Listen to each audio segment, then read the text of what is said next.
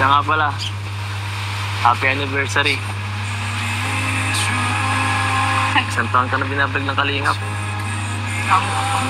Huwag mong iiwan ng Kalingap, ha? Lalo na ako, pag mura kong iiwan. Iwan ko na ako yung love team.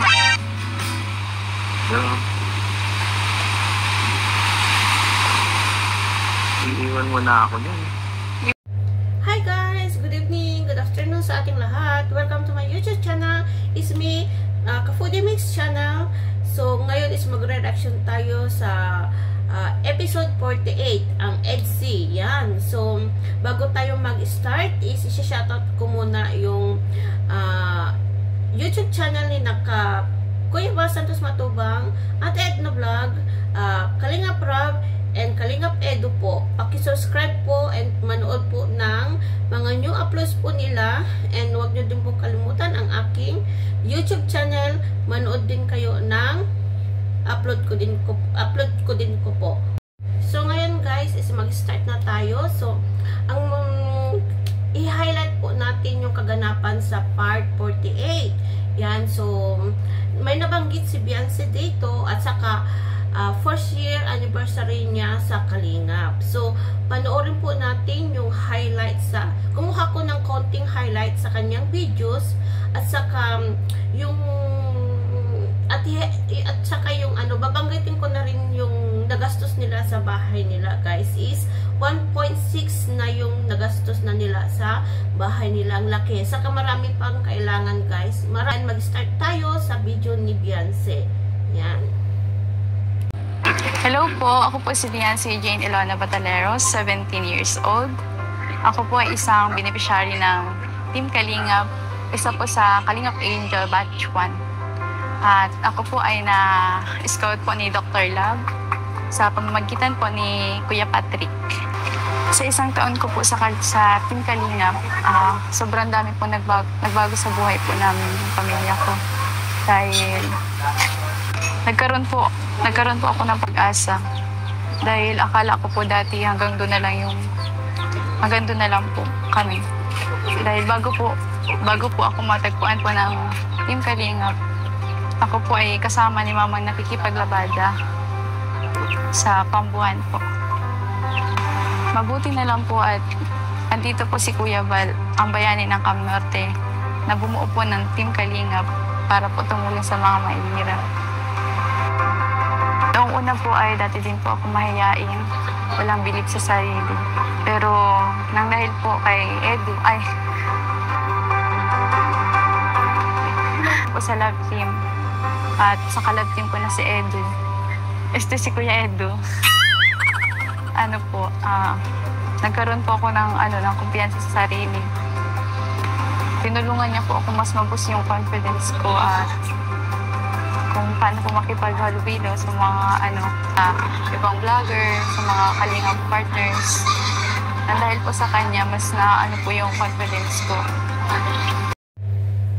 So, hayan guys, so napanood natin yung isang highlight sa videos ng part 48. So, yun yung 1 year niya dito sa Kalingap guys. So, hayan guys, kung napanood nyo at naumpisan nyo yung start ng pagka-vlog ni Beyonce, unahin natin kay Dr. Love. Nakakaawa talaga. So, ang laki ng pinagbago talaga guys. Mula noong na-vlog ni Dr. Love hanggang ngayon, ang laki ng pinagbago ng pamumuhay ni Beyonce. So, alam na naman ninyo guys, ang kulang na lang sa kanila is yung matapos yung bahay nila. Saka, guys, is napansin ko din sa pamilya niya is masinop sila sa pera at saka marunong sila, paikutin yung pera na nabibigay ng mga sponsor. Yan. So, ayan guys, at saka ang maipapayo ko din guys is malapit na rin sa dagat yung nila.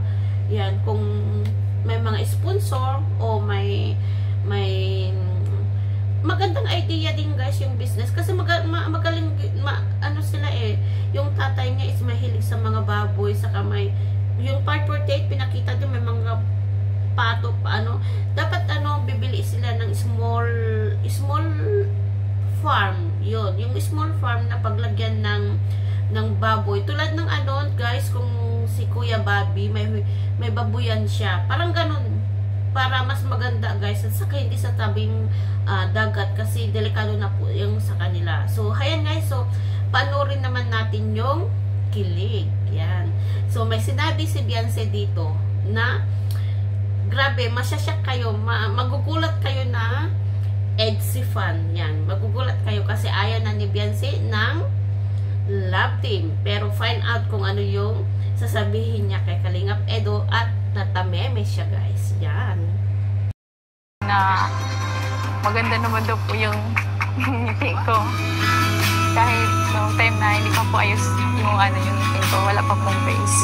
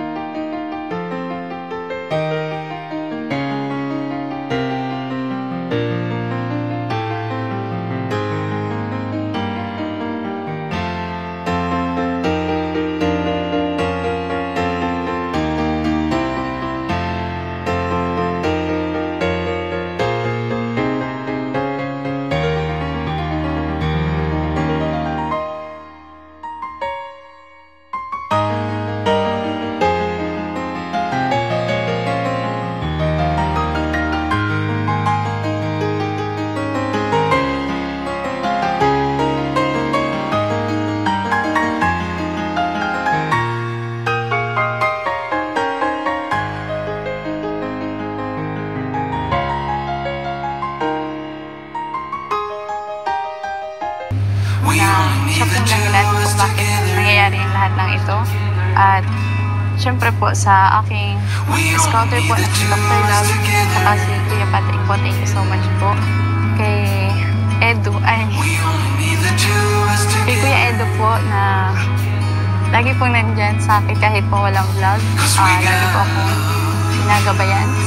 At syempre po sa founder po ng Team Kalingap na si Kuya Val Santos Matubang, kay Ate Edna Vlogs, syempre kay Ate Jacqueline po, napaka-supportive po na ate.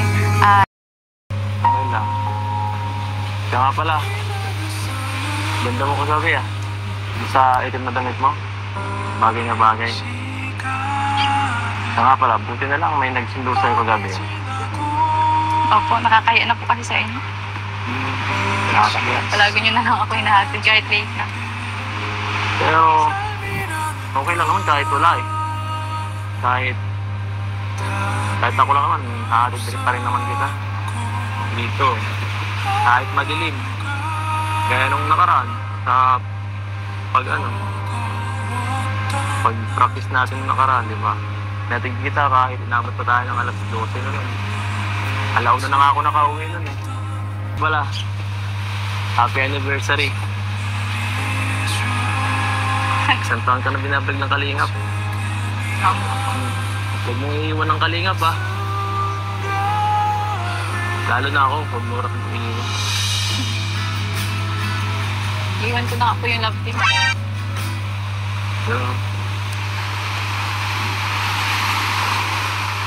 Iiwan mo na ako din. Iwan ko na po yung love team. Iiwan mo ako? Gara. Iwan ko na yung love team kasi gusto ko totoo na. Joke lang.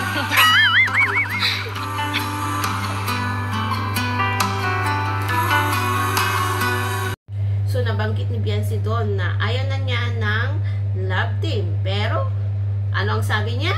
Gusto niya na lang totohanan. So, yun. Natameme si Kalingap Edo. Hindi natameme. Parang na-shock siya konti yung sinabi. Yung joke ni...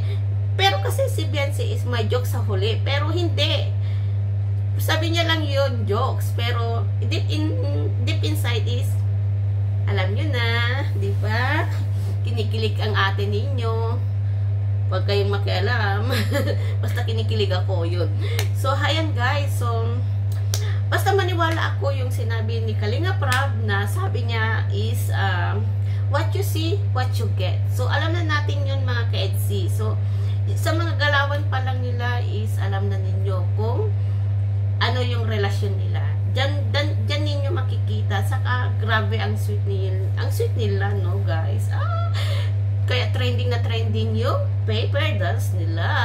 Yan. So, ayan guys. So, next is, may ano din ako dito guys, is highlight ko din na isang video about sa, mga regalo. Is, napakamahal guys, is diamond. And then, may diamond ring. Like, engagement ring yata yun. Similar kasi may plain at saka yung parang engagement ring din doon. Saka may Seiko watch para kay Norman and Dr. Love. So, ayan guys, pero hindi yun ang napansin ko guys. Meron akong napansin about sa Sing Sing. Yan. So, panoorin natin.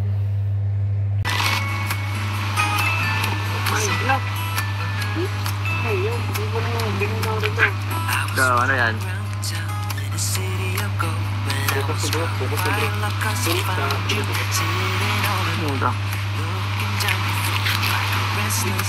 Ito.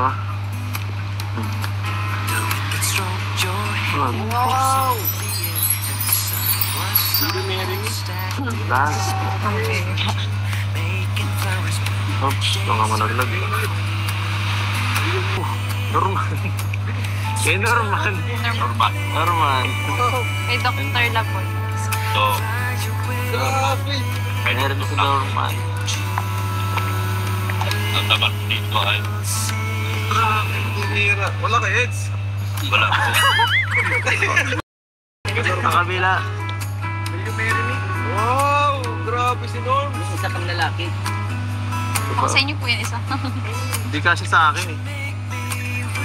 Mag-isa kayo dyan? Hindi, sa kanya lang Sa yan. inyo lang yan? Sa iyo yan, Benzo? Eh, Bianchi na po yan. Nasunod po yata na Ganda ah. Hindi po Baka naman tinanong. ka-Eds yan, bro. Ganda. Dinagyan ko na po pa. So, hayon guys. So, yung sinabi ni Kalingap Edo na gusto niyang ipasuot yung sing-sing, yan. Yung about sa sing-sing, gusto niyang ipasuot, ipatry kay Beyonce. Sabi ni Beyonce is, tatanggalin niya daw yung ring. Yung, alam niyo niya yung promise ring niya.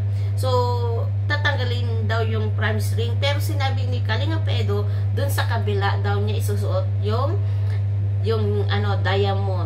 diamond ring, yung silver ring, yan, sa kabilang kamay, hindi doon sa may promise ring. Napansin nyo ba guys? O ako lang nakapansin? So, yan, yun ang napansin ko, yan.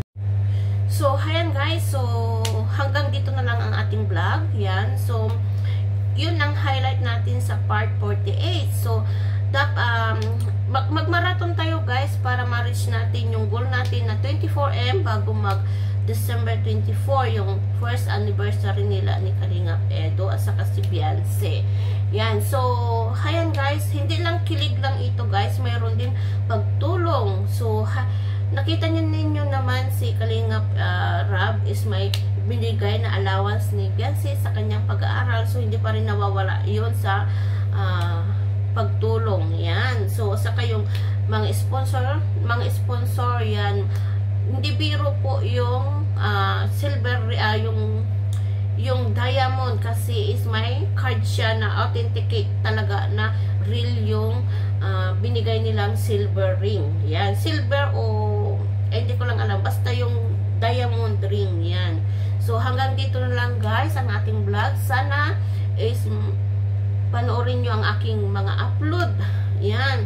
And click my notification bell para naman ma-notify kayo sa aking mga upload na videos, guys. So hanggang dito na lang, guys. Bye!